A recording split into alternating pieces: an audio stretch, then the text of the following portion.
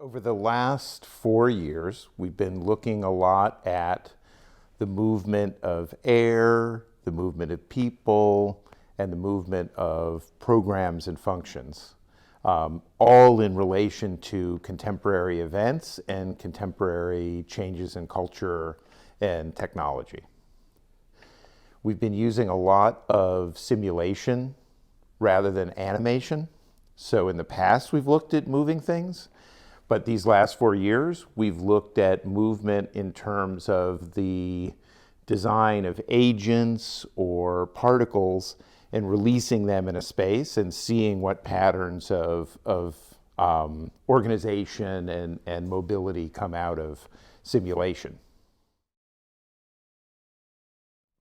My job is to train students to be relevant and leaders for the next decade or two, which means that our research is focused on changes in culture, changes in lifestyle, maybe technological innovations, and try to engage those new trends and forces with architectural thinking so that we're sure that architecture has a place at the table when it comes to society and culture and how people live day to day. So our research has really been focused on, with coronavirus, how to create ventilation and how to make healthier spaces, eliminate enclosed, contained climates and think more in terms of flow and movement. We thought a lot about vertical transportation because people didn't want to be in elevators when they were enclosed little cabins. So thinking about ways of moving vertically that didn't rely on cabins. We looked at food delivery and how people call up, whether it's a taxi cab or order food on an app, what changes that would have on the city. So we looked at a market and what's a contemporary market and what it is to have food on demand. So always we're looking at culture and contemporary changes and trying to find a place for architecture to contribute to the discussion.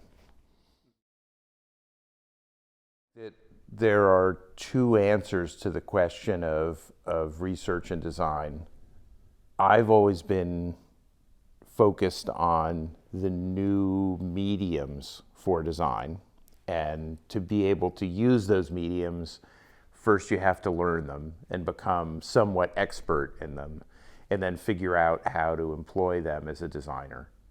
Otherwise, you're always making experiments, which I hate experiments. I mean, I don't like to experiment. I like mastery. So new technology means you have to do the research and learn the tool before you start designing with it. Otherwise, everything is a happy accident at best. The other approach is research on contemporary problems drives design. So I try to combine both in the studio. I think you'll see we did a lot of research into the use of game engine software and simulation software. That's really for the medium. Then you'll also see a lot of research where we just immediately engaged with contemporary problems and thought about the impact on the city and on buildings. So really, I would say there's two poles to that research question.